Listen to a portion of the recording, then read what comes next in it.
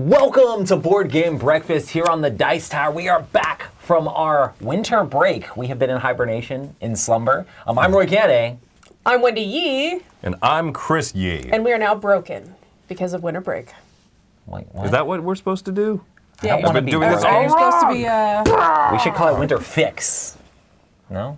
I got my winter fix. Got my winter fix. you got your, your personal I went time. north. It was cold. Got my winter fix. Now I'm back down in Florida. We went to Orlando when it was cold. Yeah, it was It nice. was chilly. It's actually a little bit chilly here, but not really. The rest of the entire continent's going to be like, oh, it's not cold. Right. I mean, but when we hit into the 50s, like that's a good winter for us. Yeah. So it was nice. It almost feels like fall. No, I'm just kidding. All right. Well, new year, new board game breakfast. We definitely have Kickstarter coming up, which is a thing you should be looking forward to here on the Dice Tower. And we do want to say thank you to some of our Kickstarter backers. All right, so here we go. From this last year's Kickstarter, we got Ryan Canupo. Look at that pronunciation guide right in there. Nice. I can't mess that up. Nice. Ryan, watch it be like Rian. Good job, Ryan. Rian. Rian Canoopel. Yeah, all right, Joshua Bach. He'll be there. Matt Decker, Stephanie and Brad Brusso. Pretty brutal last name, I love it. Strategos Games. Yeah, I I looked it up. So they're an indie game publisher. Their first game came out in 2019. We don't have to give the whole. No, I've played their game. Gloria Game of Nights. Yeah, I played that one. You were curious on the previous stream, so now I'm. Yes. I'm clarifying. There's no previous stream, Wendy. This is not fixing earlier errors. Judy Magic. Bikas, Tommy Miller from the chat, Tommy. Oh, snap. Sebastian Ambrose from Poland, full name. Yes. Adam No Good Scallywag Jones. No good No scallywag? good scallywag. One word. No Good Scallywag. Devin Stoddard, Lucas Vitroller, Daryl Shannon, Beverly and Steve Sanderson, and lastly for today's stream, Paul Faraday. Thank you, Paul. Thank you all It is a so fair much. day. I agree. So yeah, go check out DicetowerKickstarter.com, and that'll give you a link to the landing page, so you can go check that out at the moment. Start looking at the goodies. And definitely, like, it's super huge, big deal because that's a lot of the support we get for the Dice Tower, you know. So I'm excited to. You guys are going to be stoked when you see all the stuff we have on it this year. Yes, more of Tina's great artwork. In space. And then conventions. We have the Yes. cruise coming up in just 2 weeks now. We do. We have the Registration for West and East are both open, right? Yes. Yeah, Dice Tower West is only a few months away, and then East will, the summer will get here before too long. So When it will lots no of longer exciting be stuff. cold. And then, should we announce the top 100? That's going to be happening next week with Tom, Mike, and Z, or? Yeah, that's a pretty big deal. That's one of like the biggest streaming things we have all year. So definitely next week is going to be the top 100 and the People's Choice top 100 as well. So see Sure. everybody else's picks. That'll be really cool too. Cranking all that stuff behind the scenes. And then There's a lot going on. There's a lot going on. Yeah, Wendy's exciting. prepping the rest of the library to go aboard a cruise ship. Is And, getting wrapped today. And let's get cracking. At least partially. Yeah. All right, let's check out our eye catchers.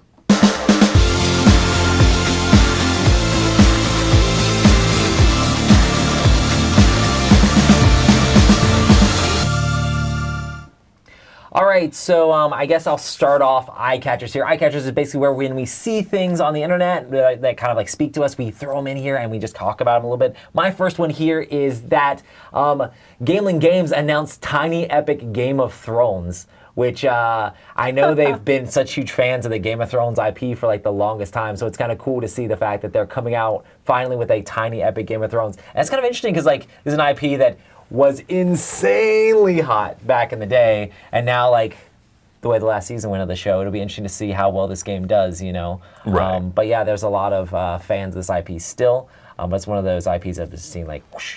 But it'd be cool to see because I love the mechanics of like Game of Thrones board game. I wonder how similar this will be to that sort of thing, you know. Yeah, I'm curious about Curious, that. yeah. Let's look at the mechanics over here and see what all they have. What's they have listed? bluffing, fantasy, medieval. Of course, it's a movie adaptation. Well, TV Or show. a TV radio show, yeah. Radio show adaptation. Ooh, it has the +2 more mechanism. That's exciting. Ooh, I like +2 more.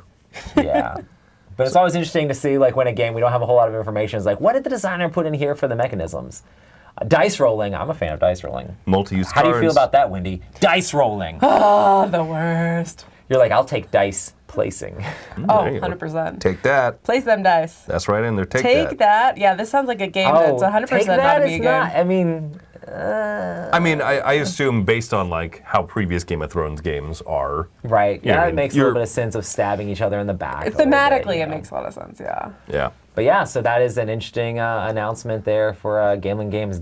Tiny epic Game of Thrones, which Yeah. is kind of funny. It's funny because they usually go for a very generic theme. Yeah, Like this and one could have been like Tiny Epic, Betrayal, Fantasy, Dragonland thing. And they're like, nope. They really do got the have IP, their yeah. Tiny Epic Kingdoms, which is already like a fantasy, like tiny little 4 Xbox game. But this is going to be a Game of Thrones themed thing, so that's kind of cool. Yeah. Sweet. All right, Wendy. You All wanna right, try I'm that? up. Okay, so I have Forest Shuffle listed as my game to talk about. Oh, yeah. So here's the thing: is I did a top 10 best card games of the year that I played, and multiple people said, "Wait, why isn't Forest Shuffle on this list?" So I kind of missed this. I glanced over it. I haven't played it yet, and now it's like in one of the top 10 or 20 games on the BGG hotness list. Like. This is a game that somehow I missed. So I guess what you're doing is you're collecting trees, or you're growing trees, or you're taking control of trees, something like that. You're shuffling and then the forest. You want all your cute little forest critters to come and be a part of the trees. So it sounds like cute ecosystem-ness. You played this, Chris, right? I have, yeah. My rating was on the screen there at an 8.5. So I definitely like this one. And I was like, Wendy, you should play this before the end of the year. And I cannot repeat the words that were thrown my way from Wendy. But no, we were trying to play every single game Yeah, we could. it was but- so much. And I didn't realize this was a card game. So Chris was saying, hey, you really like this. We should play this. And I know you mentioned it a couple times. I didn't realize it was a card game. Otherwise, I would have. Yeah, but how many times does he say that during Force the it. year? That I Every should- week. That I No, should I'm play a game all the time. Because we play a lot of games together, so it works out. Yeah, so this is one that it's on my list, so I got to get this played now, officially. And it has tucked animals. You get to tuck them around trees. Oh, Yeah. you get to tuck in animals into bed in their little tree nest. Oh, it sounds so cute. See that little mushroom down there? Under the trees. There you go. Under the trees. I should stop because Disney is probably quite litigious right now with all of the copycat Steamboat Willie stuff going on. You using your game of or word of the day. Game of What does litigious mean? Just like lawsuit happy. like You don't get litigation. litigalized. Okay. Yeah. No, I think that you would really enjoy this one, which is why I said, hey, Wendy, I think you'll really enjoy this one a month ago. Like 8 times. Yeah. But no, it's really, and you know what? It makes me happy that this made the People's Choice top 10 games of 2023. Yeah. When we did the list here, because when our review went up and a bunch of people liked it a lot and gave it really good scores, including me here with an 8.5, people were like, oh, what about the fact the game's completely imbalanced and broken? If you let someone get all of the high scoring cards, they'll win. You're Isn't that every game? like, yes, that's it. So yes, if you think I'm making fun of you, I am. A lot of people love this game. I Chrissy think you Hurd will. says that she had a friend who played only trees and crushed the rest of us. Is that a pun? Are you talking about how like trees crush people? How often does that happen? I don't know. That's why you yell timber. It probably was a big problem, and If then they it- came up with the term. If a tree crushes a person in the forest and there's no one around to hear it. My eye catcher is there's a duo of games. Oh, yeah, this one. Zoot Suit Riot. So these are both designed by one Taylor Rayner. So they're short. I heard he Zoot likes Suit. trick-taking games. I've heard that he likes trick-taking games. Is that an owl? Yeah, it's like a cute little owl soldier. Aw. So these are a duo of games designed by Taylor Rayner and illustrated by Sai Beppu, who does. Sai did the art on the original Nana. Oh, original nice. trio. Yeah. So Okay. she has a very quirky, fun style. Oh, for sure. And so I like trick-taking games a lot. Mm-hmm. You know who likes trick-taking games more than me? Mike DeLisio. You know who likes trick-taking games more than Mike DeLisio? Taylor Rayner. Rayner, yeah. Is it Reiner? Ooh. Actually, because, yeah, the way that it's spelled, it would be Reiner. It would be Reiner. So Short Zoot Suit is a trick-taking game that... what's thematically cute about it, when you look at the cards here, Oh, I The- like that green suit. the suits get longer the higher the value of the card. And so it's just a Oh, that's why it says short suit, zoot suit, or something short like that. zoot suit. Also, you are trying to intentionally short suits out of your hand, right? So interesting. that you have no clubs left. And so when that opportunity comes up, you get a benefit. I watched a little bit of Taylor's explanation on it. Oh, okay. Of what's left, I know less about. This one is a shedding game, which is different, a little bit different from trick taking. But the idea is that you want to not be the person who empties your hand. Like most shedding games, you want to be closest to 0 cards left. But not 0? But not 0. So have the Look least at at the that end of the game, but not 0. Okay. Yeah, so anyway, I trust that he knows what he's doing in the genre of games, and I'm very excited to try these out. I saw, in fact, Mike DeLisio did have some of these. Bruce, here in the chat, Bruce Schwering, I think got to play these with him yesterday. Got him early copies from Tokyo Game Market. So anyway, these caught my eye. I think they look adorable. I think they look really fun, and I want to try these out. That owl looks like he's going to join Game of Thrones. It's Yeah. shocking It's gonna be a that mashup. Mike would get games early from Japan. That's crazy. All right, well, there you go. That's our eye catchers. Let's jump to some contributors. This is a segment where we take a look at a board game based on an IP and tell you if the IP and the mechanisms match. Today we're looking at Protect the Pride Lands, which is based on The Lion Guard, a Disney Junior TV show. What you're going to do in a turn is you're going to turn over a card and do what it says. If it has a picture of a bad guy, you would put that out on the additional spot of its color, and then you can take the action on the bottom. You can move the skunk twice, or you can move the hippopotamus twice. So because the snake came out, maybe I'll move the skunk 2 spots over here. Then the next player would go. You'd put another hyena out on the board on his red spot, and then I could move the Lion King or the hippopotamus 2 spaces, or Lion King 1. So what you're trying to do to win the game is you're going to try to move this Lion King guy. Let's say I move the Lion King guy 1 time. I will put him right here on that spot. And you're just trying to move him all the way to the end. If you get him to the end before you lose, then you win the game. If any of the bad guys get to this spot right here, they get to the end of their track, then the bad guys will win the game. This is actually a pretty fun cooperative game. The bad guys are coming down tracks. Every card is flipped over for the most part. You're deciding whether to try to win the game or progress towards the victory or manage the board and manage what's going on here. Everybody, of course, wants to move the main character because that's how you win. They want to get that last spot, but you need your buddies to attract and take care of the board too, and that can be fun to push the bad guys back. And my kids always seem like they like to do one or the other, and it works out pretty well. This game, I suppose, works well with the theme. It has all the characters from the show, and you're collectively doing something as your friends. And it reminds me of just another adventure that you would be on. It almost plays out like an episode of the show. I think that's a win for us. So Protect the Pride Lands. If you're a fan of the show, it's a no-brainer. But even if not, this is a pretty good little cooperative game for kids that my kids have really, really enjoyed. For the younger crowd, of course, Disney Junior type crowd, but one that has been a hit for us. Happy breakfast, everyone. Today I'm here to talk to you about The Fractured Void. This is a Twilight Imperium themed book. Much like the other board game adaptation-y spin-off things, this one does a fairly decent job of keeping things in that sort of universe. Much like in the Pandemic books, there was some sort of locations that are on the Pandemic board.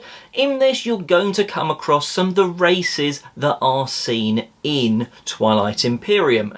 To discuss the sort of quality of the book, it's not going to be the sort of pure brilliant science fiction that reading the first Dune book is, or the Red Rising trilogy, the first trilogy at least, the second one's only just come out, that I really loved. Those were page flickers, and that was at turbo speed. You wanted to find out what happened next. In this, yes, you wanted to know how it all ended, but there wasn't parts of the journey that were big wow moments. There were a few sprinkled through that, oh, this is an interesting point, but it was never, for me, the sort of, I can't put this book down.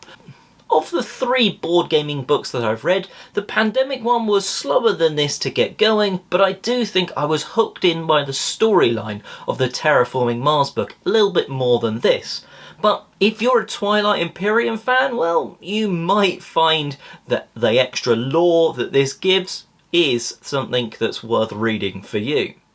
It's not the science fiction books that Dune or Red Rising are, but it's still a solid, very relatively quick read, and that is The Fractured Void. Let me know in the comments section below if you've read it, what did you think of it, and until next time, enjoy the rest of your breakfast.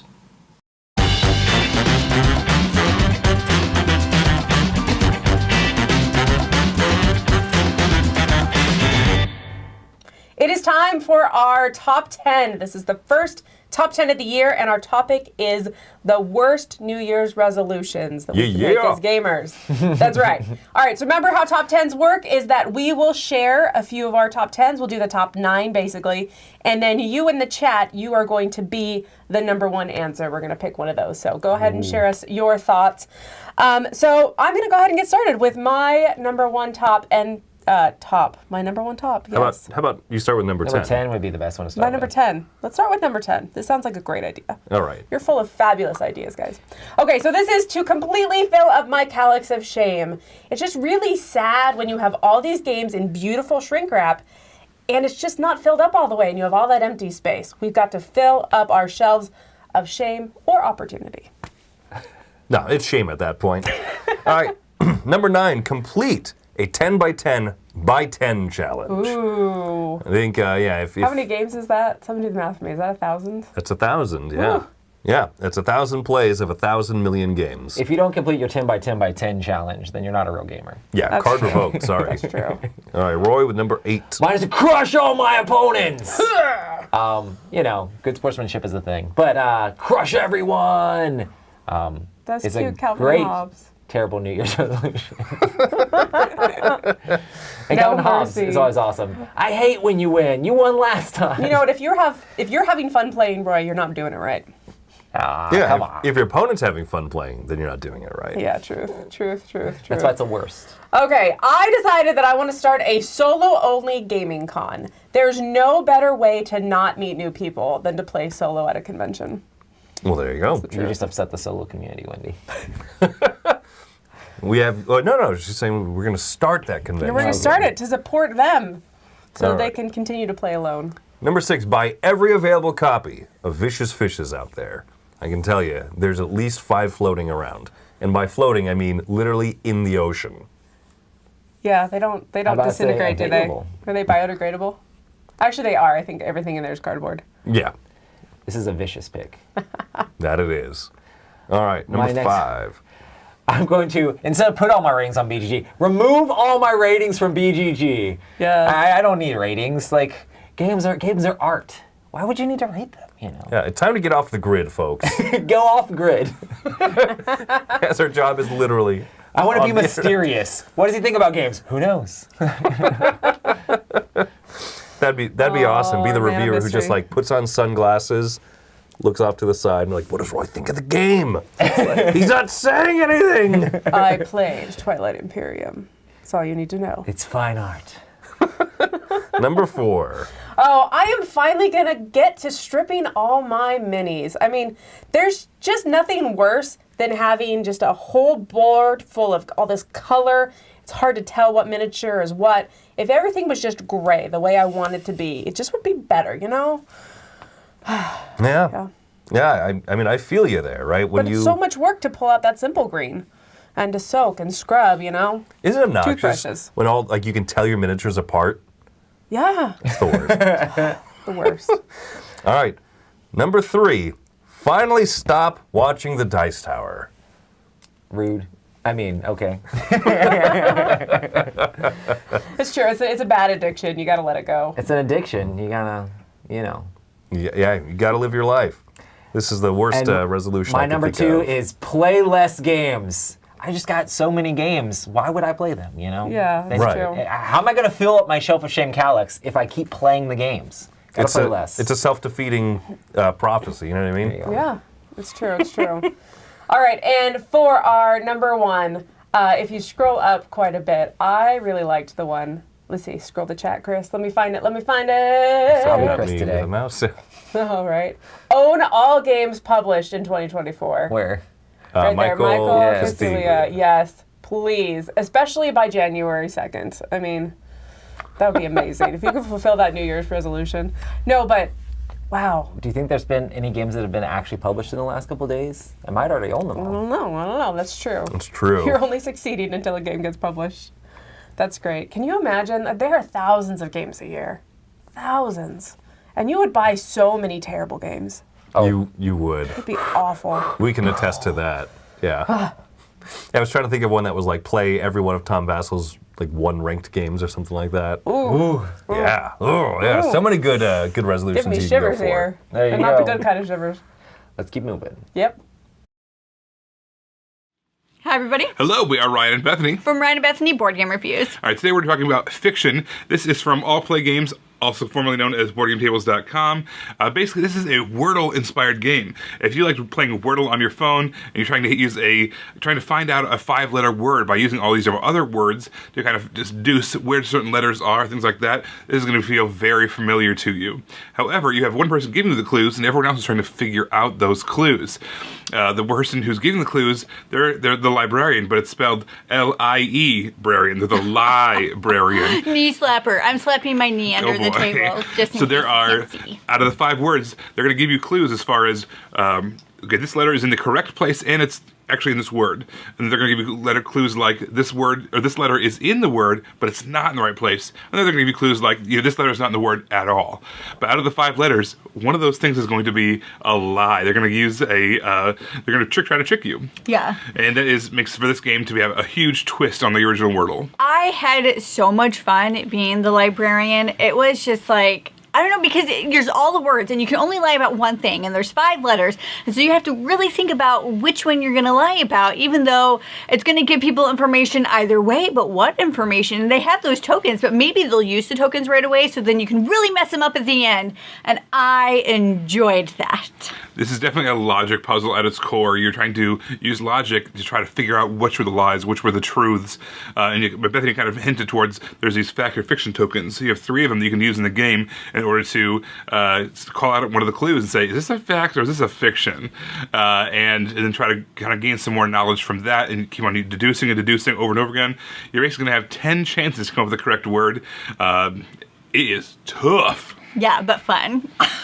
Yeah, this was a good one for us. I like word games. I like logic puzzles. If that's not you, if you're not a word puzzle person, Yeah. this one might not be for you. So I don't like word games because I can't think of words, but I actually really enjoyed this one regardless of what side I was playing on. So it still might appeal to you because I'm not that person, but I enjoyed it. Well, everybody, if you want to hear more from us, make sure to find us on YouTube. We're Ryan and Bethany Board Game Reviews. Everybody, this is Ryan. I'm Bethany. Hoping you have a happy, healthy breakfast. Bye, everybody. guys.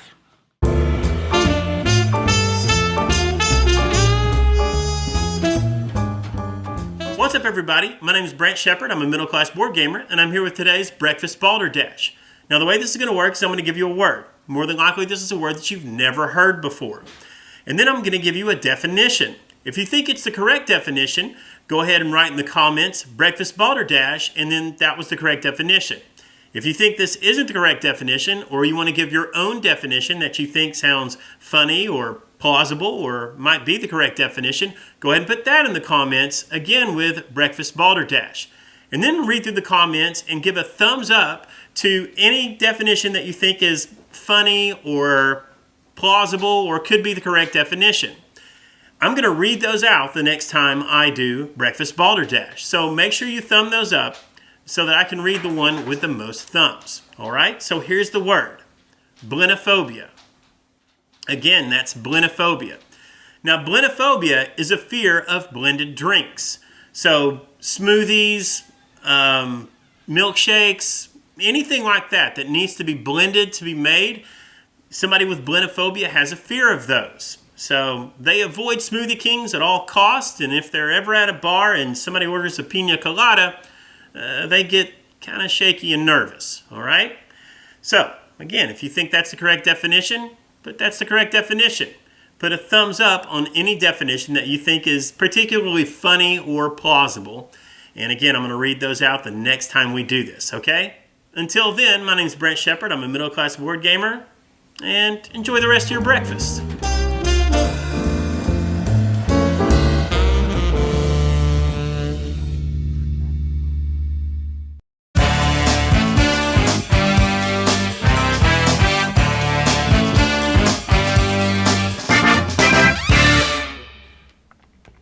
All right, we'll be talking about Bal Dash here in just a second, but Spoilers! first, let's talk about an old video here, a review of Forbidden Island app on iOS. Oh, wow. Yeah, so this is a video that was done by Brian Hoyer. I I'll be honest. This was something that I discovered. I didn't know Brian before, and so this video is from 12 years ago. Okay.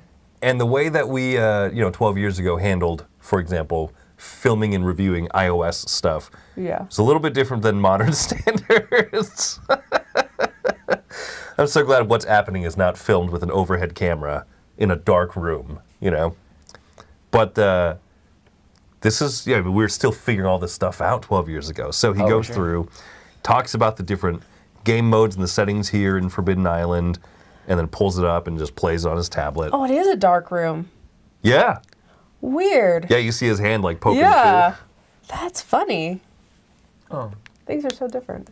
Things are different. Yeah, thank goodness for cam links and all the stuff that we get to do. So like when Z plugs in for What's Happening, which I think is happening 2 o'clock today, by the way, this isn't what you have to watch. I love how it's off-center, too. No, but I'm surprised at how good it looks. Like, genuinely, like, in the dark room works. It Yeah, does. it does. yeah. Like, I looked at it and I was like, oh, okay. I can see everything. Like, this makes sense. Did you guys ever play the old one? Not I've never bad. played this one. This one never came out on Android. Oh, And, I see. we were that? limited by our choices. Android games, like board game app games, were so much worse 5 years ago and beyond. Like, we never saw this adaptation. Agricola only came out on Android, I think, like 4 years ago. Oh, wow. And that was an older iOS app game as well. So, yeah, not having iPhones and stuff really, and iPads, like, set us back a lot It on really the, on the did, apping yeah. world. Interesting. But yeah, this is just such a joy to watch. Like, I love it. I was impressed, though. At the beginning of this game, he showed how you can have a pass and play mode, or you can have a, like, lay it down in the table and it flips everything for you. But That's everyone cool. plays on it with their pieces and stuff. Oh, cool. So it's like in each corner. Oh, I Yeah. see. And it's right side up to that specific person. That's kind of cool. Yeah, so It- you have different options with it, which I think is fascinating. Oh, yeah, I like that. Yeah. By the way, Jeffrey's asking about the board game Bal Dash segment. So you'll have to comment on it when the video's done, and that's how you'll thumb up those comments. In the live chat here, there's not a way to like thumb up each other's statements. But yeah, so I liked watching this and just seeing like, wow, board game apps have been around for a lot longer than it feels like for me. But I think part of that is having the more limited. I remember playing apps on my little iPhone, like 4 or whatever. Like I look at it now and I'm like, the screen is so tiny. How did I play like a million games of like Dominion on this? Like an old school like iOS Dominion. Like, Yeah. But it's just like, it's crazy to think back how small my phone was. They were trying to get smaller and smaller and smaller for a while, and then it started doing the opposite. where it Bigger, started bigger, getting bigger. and bigger. Yeah, so you can function. I like Yeah. now that they have multiple sizes, so that for people that need a bigger phone for vision purposes, like there's that option, but also those of us who want to fit in our back pocket, there's some options. So I think that's cool. I love the Dale Gribble quote from King of the Hill, where this quote came from like 18 years ago. Where he's like, "Have you noticed that TVs are getting bigger and bigger, or smaller and smaller? Soon the era of the mid-sized TV will be at an end." That's how I feel about phones, man. Yeah, They're that's like, true. Yeah, they just like went the two different directions. Do you remember? The phones are our small TVs now. Do you remember a friend Tyler's Samsung Galaxy player? Yes. The yes. Samsung competition to the iPod Touch. Yeah. Yeah, back before like iPhones were even that big. Yes. Have you heard about the Galaxy player? No, I'm just kidding. Let me tell you, he talked about that Samsung Galaxy player a lot of times. I heard the phrase Samsung Galaxy player like So many multiple times. It times rolls a off the day. tongue, though. It rolls off the It just tongue, really honestly. does. Yeah, at least it's does, really short man. and snappy to say, right? Still not as cool as the Zune. Well, that's because that never got cool. I had a friend that had a Zune, and then he no longer was my friend. I'm just kidding. Oh. I'm just kidding. Oh man. Anyway, so yeah, there you go. That's just a look at this old review here of There we Forbidden go. Island iOS 12 years ago. Hey everyone! Today on the Plastic Canvas we're turning Dagon from Tainted Grail from this into this in just 2 minutes.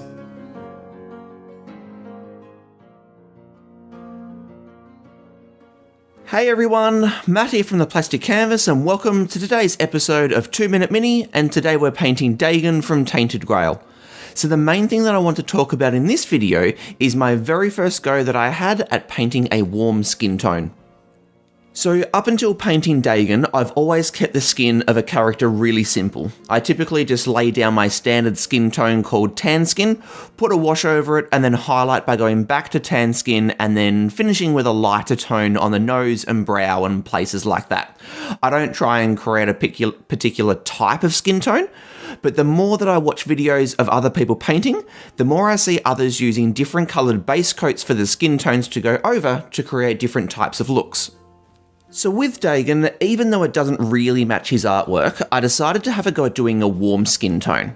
So rather than base coating with tan skin like I normally do, I started with red. This is so that as the other skin tones go over the top, this red will continue to show through, and that's where the warmth will come from. So after the red had gone down, I then started to use tan skin in very thin layers. I started by putting it down where I wanted the skin to be at its lightest, and then stopped short of where I wanted the shadows to be. Then I feathered out the edges so that it blended smoothly into the red. I repeated this a couple of times and then started to mix in my lighter skin tone. Every layer was nice and thin so that the colours I'd already put down could still show through. Each layer also started in the same spot, but just didn't go as far towards the shadows. I kept repeating this until I was painting with just my lighter skin tone. Now it's definitely not perfect and it's something I'll keep practicing, but I do like the way it adds more depth to the skin rather than just using a straight skin tone. But if you'd like to see the full version of this video, where I go into all of this in more detail, then just head over to my channel, The Plastic Canvas, and I hope you enjoy your breakfast.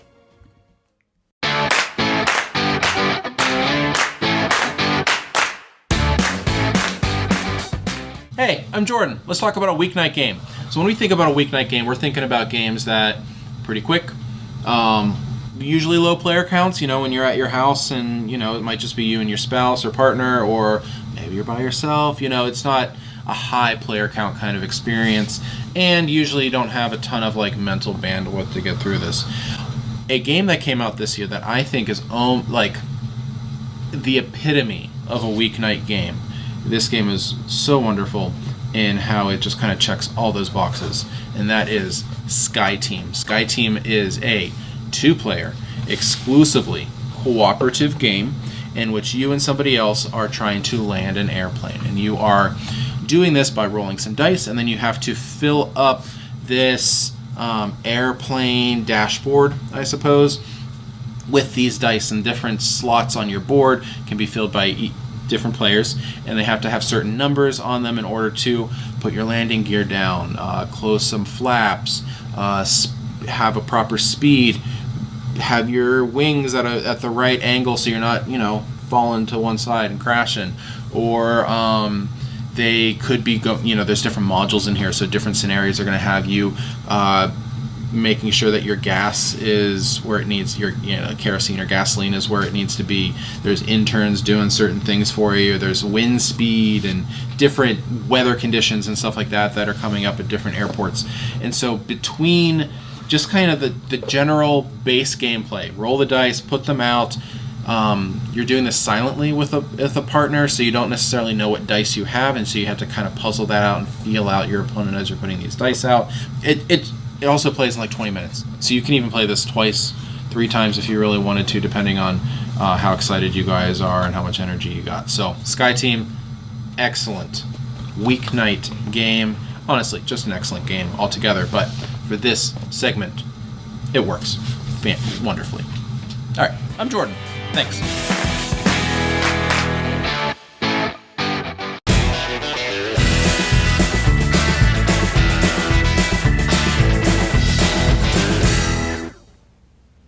All right, well, the mailbag today, we have a question from who I hope should be a familiar face, and if he's not, well, I'm excited that you get to see him. Let's go over to our mailman today. Hey everybody, Tim out here in Las Vegas where we run Dice Tower West. That's right, it's coming up in 2024, March 6th through 10th. If you haven't gotten your badge, go ahead and get them because it is going to be fantastic, bigger and better than last year. So, I have a question that has been put to me that a viewer asked. And the question is, if you could curate a shelf in the library of games that many people may not know that you would like to recommend for a convention, what would those games be? Well, there are dozens, literally, there could be. But since I have limited time, and I'm just going to name a few, and these are kind of ones that I don't really see a lot get played. They should be played more, and I think there are a lot of good games and you'll have fun. So the first one is Sides. Now I'm cheating a little bit because that one just came out at Essen, released by Captain's Games. But the good thing about Sides, it's a social game, it's a party game, and especially at a convention, people can just jump in and leave and it won't affect the game. It's sort of a big group cooperative game, but it's really fun, it's really good, and since it just came out, I think it'll be a game that'll be in more people's collections and libraries, and it's the perfect game to play at a convention. The next one, I haven't seen this played in a while. It's come out a lot, and that's Stockpile. And as you'll notice, a lot of the games in this list are sort of the lighter variants, but Stockpile is such a good game. It's 5 people, and it plays really, really well. It's a lot of fun, a lot of negotiation and stuff, really, really good. The next, I don't see this hardly at all. This is sort of a take that kind of game, but it's really good. Cursed Court. I don't really see that played a lot, but I really enjoy that game. The next one, this is a little bit heavier, you know, medium weight, I guess, Euro type game. And I never see this played. I played this at Dice Tower West back in like 2020, 2019 or something like that, I think it was. The Deluvia Project. Never see that brought out. I'm not even sure it's in a lot of libraries, but I really enjoy that game. It's really good. The next one, this one I just played at the retreat this past year by Tom. He taught it. Stupidest game ever. A lot of fun. I had a great time. That is Magical Athlete. Tremendous fun, lots of laughs, great time. The last one I just discovered this year. It very special. It's in my backpack. I carry it all the time, and that is the Shipwreck Arcana. I was just introduced to it this year, had never heard of it before. It's a special game, cooperative game. Just absolutely love it. So there you go. There are some games I would recommend at a convention if I were able to curate a shelf. Thank you. See you soon. Bye-bye. That is funny because he literally can curate the shelves. He's the one who's in charge of all of Dice Tower West. Yeah, no, I thought that a little bit funny too. You can do what you want, Tim. Do what you want. You do you, Tim. You do you. It's an interesting topic because I haven't watched Tim's thing, so I was thinking about this without watching his thoughts on it. And I was thinking if I had a Wendy shelf, like if my name was on it and it said like Wendy's games, I think I would just pull from my top 100. I think that's what I would do. Because I know for sure I'd be like, these are all games that you could ask me to play. But then I thought about that. I was like, if we had a Wendy shelf and we had a Roy shelf and a Chris shelf, then who would get brass on it? Who would get Feast for Odin? Like, would we have to... It would definitely not be me. We would have to, like, take turns. Would we shift them over? Would we just have 7 have to get multiple copies, obviously. Obviously. We already have 2 copies of Birmingham, so we're okay there. So you're good there. They would go on your shelf because my shelf, my curated, like, highlighted in bright green, like, Chris time shelf, I would feature less games that are like my necessarily my top 100 favorites and stuff. Some of them would be, but they would be games that I think people don't know about or haven't played and stuff. So, for example, World Fair 1893. That's one that I'd be like, if you haven't played this one, like you really should. It's a fantastic midweight Euro. Medieval Academy, I think, is one of the best little underrated card drafting games out there. They just have a new printing of it. I hope that we get to play it soon, or I'd stick the old one on there. Either way, right? But it's just, I think some of those games that are easier to fly under the radar is what I would want to highlight.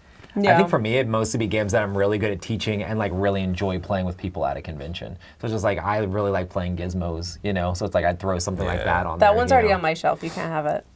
We need to get a second copy of Gizmos because it needs to be in my section because I love teaching people that game. I like David's recommendation, how to resolve this. Thunderdome. Yeah. Yeah. You're going to play Thunder Road, and the winner of that game gets to pick gizmos. Or you both have to play the game, and whoever wins the game, then they get to put it on their shelf.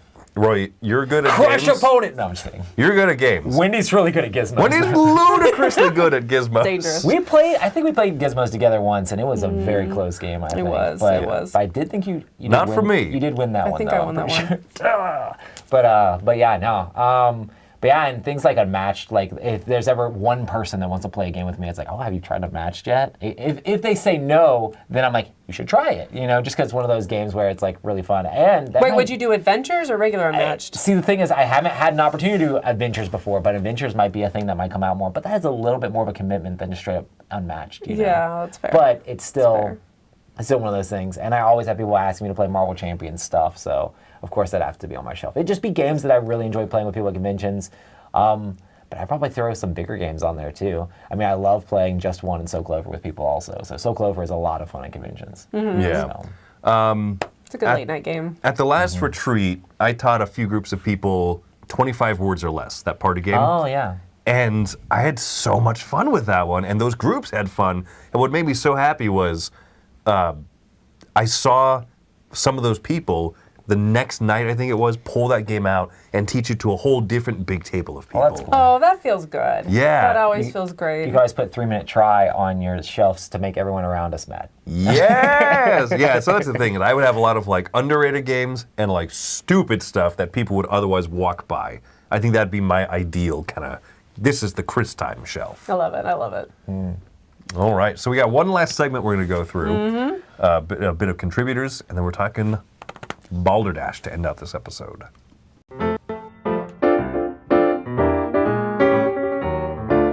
Hi everyone, it's Stella and this is Taryn from Maple University, and today we are talking about Evacuation, the new game by Vladimir Suchi, was an Essen release, which I got from Essen. Yes, this is a game about evacuating a dying planet in favour of a living planet, which you can see here.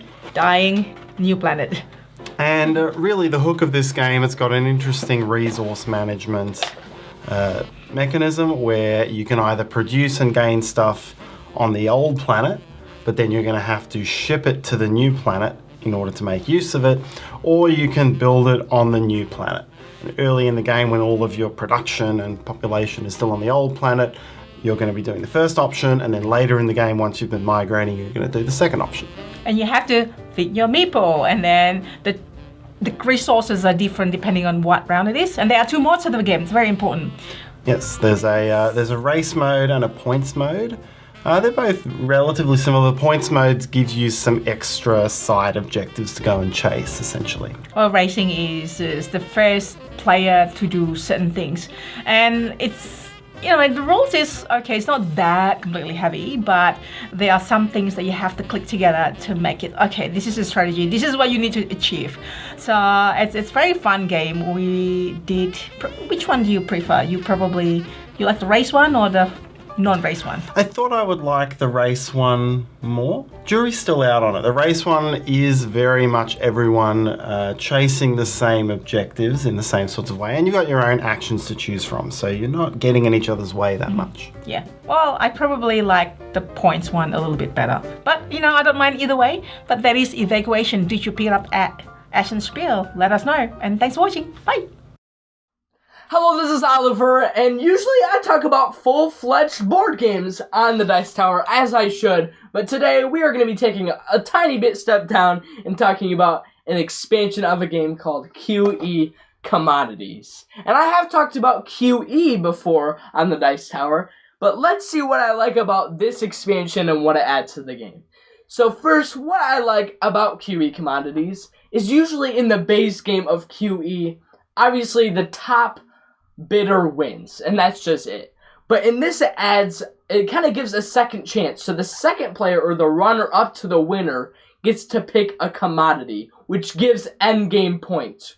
So when I was talking about a second chance, I meant a second chance. And I just think that's really cool, so it's not so rigid in how it is. Another thing I like is how they differentiated the commodities. So there's crypto, there's gold, and there's oil.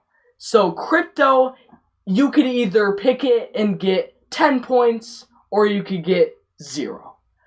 With oil, it's just straight up points. So what you see on the tile, you get. And with gold, if all the gold is sold, then 3 points get subtracted from your already existing gold. So I just think it's really cool how they made them all different in very unique ways. Another thing I like is how you have no idea what you're picking off the top. So you could choose, yeah, I want crypto, and then they just give it to you.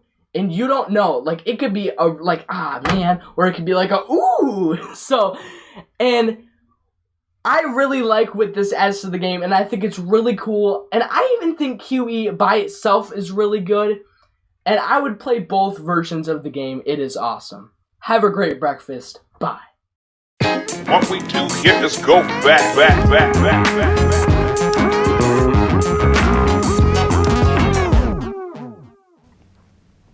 All right, so as alluded to, our old school game today comes from a little year called 1984, the year that Van Halen released their album. Did you really lose it? No, it's 1984. Oh, okay. It's a meta joke. Hey, let's take a look at. We don't know our Van Halen enough to know. Bal Dash, I don't know y'all. my classic rock that well. Can't All believe I right. married you. This is how I find out. Wow. So Balderdash, this is a party game that I think is quite well known. Yeah. It's had a few different implementations. Uh-huh. So initially it was just I've never seen a this cover. definition. So you had these big fancy words, and then one person, whoever was like the it person, would have the real definition of a word. They would write it down on a piece of paper, fold it up, stick it in the middle. Everybody else would write down their made-up definitions, and if they happen to know the correct definition, that was amazing. And some people are that smart. And then it all goes in the middle, and then shuffled up, it's read off. And then everyone votes. And if you get your fake definition voted for, you get points. Yep. If you got the correct definition, you wrote the correct one down, you get points. And so there's just fun different ways. It's just a fun party game. But this is one that you definitely have to have people that know how to write definitions. Yeah. And good definitions, because there's a kind of a correct length of what to write. I know growing up, we bought this game, my mom bought this, and 2 out of the 4 of us really understood the game, and so you could tell, like, someone would write a cat, and, you know, and someone else would be like a feline made from, you know, orange soda. Something interesting. That's terrible. That's actually a terrible example. But Nope, no, you convinced me. I'm voting for yours. Do you guys find that people normally play this straight or end up trying to like make everything into a joke or funny?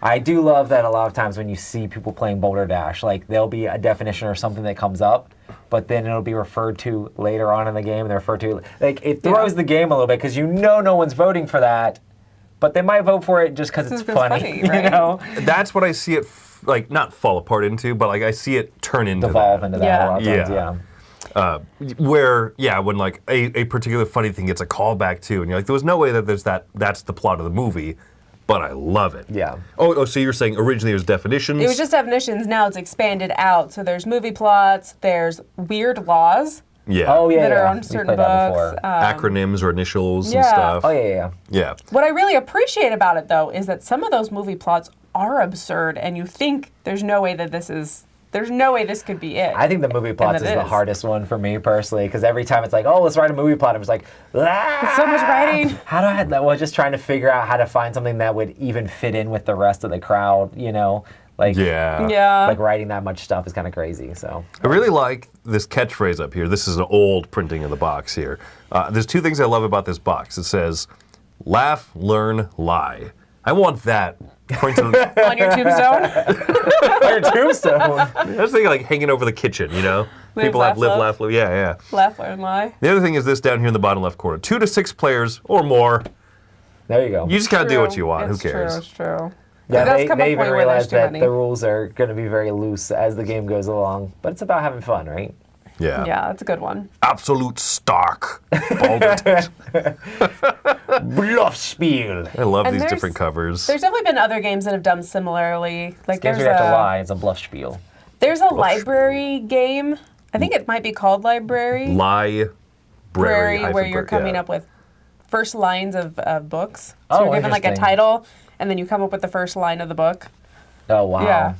So there's some interesting other like implementations of this kind of thing that have happened over the years as well. That cover is so different than any of the covers I've seen before. That's crazy. I know. Is that the We- newest This printing? is the new one. Yeah, we bought this one, I think, in like 2017 or Oh, something really? like that. Yeah. Wait, this one in 2017? Yeah. And I just said new. I'm crazy. It's new to me. This reminds me of that fish in a bird cage, like really weird indie band. yeah. Like I don't know what you would describe this style as, but I enjoy it. I like this like strange look for it. It looks sophisticated. The biggest weakness I think with Bal Dash, some people don't like that. What you talked about, Roy, how it devolves into kind of a humor match. So that's the part I actually do like. That's the part I love about it. Yeah. But I think the biggest weakness is when the reader starts reading a slip of paper and you can tell they didn't pre-read it to make sure to read it. Oh, yes. Even when they're like, yeah, the definition is of, what's this word? You're like, well. Or someone is really bad at spelling or has terrible handwriting Yeah. or, yeah. Right. And All of the above. all the above. And so one of my favorite games that this has spun off, or that like has become kind of a spin-off to it, is, was it Fibbage in the Jackbox Oh, yeah, games? Yeah. And I really like a digital implementation of that because I Or Quiplash sort of thing. Quiplash, Yeah. that's the Yeah. one, yeah. Because it takes away some of those rougher edges of the game flow. It allows people to kind of do multiple things at once, and then so while the whole party is writing their little definitions, then you spend more time doing the fun part of the guessing and the laughing and all that stuff because you get to do a bunch of them in a row. I think that payoff is better. I wonder, so I'm sure there's a Bal Dash app. That's what I'm looking up right now. Yeah. There's just like an online thing that you can play. I wonder if that would help too.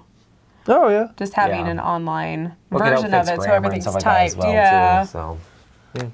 Yeah. That makes sense. But no, I enjoy Bal Dash a lot. It's not my favorite party games, but it's one that I respect a lot and I appreciate. And especially, like you said, with spin-off games that are similar to it, it's obvious that like this game made a big difference in the hobby. So yeah, I love it. And it's 84, so came out a couple years before I was born. That's crazy. Yeah, exactly. This game's been around longer than any of us. Been around. All right, well, that, folks, is Board Game Breakfast for today. You saw in the mailbag Tim Matevier, one of the convention directors for Dice Tower West. If you're interested in seeing us out in Las Vegas, go ahead, sign up for that, buy your tickets, get your hotel room and everything. We'd love to see you there. Dice Tower East, we're repping. Come out to one of our great conventions. We'd love to see you. And then, Roy, as you mentioned. Z's got a live thing. Is it today, right? Yeah, I What's think today at happening? 2 o'clock. 2 p.m.? Yeah, what's happening? Check that out. Check out all the rest of the stuff we have going on this week. And don't forget the Dice Tower Kickstarter is going to be coming up the beginning of next week. So much good stuff. So very much good stuff. Thanks for joining us today. I'm Wendy Yee. I'm Chris Yee. And I'm Roy Kennedy. Have fun doing all that cool Dice Tower stuff. Happy New Year. Happy New Year. Happy New Year.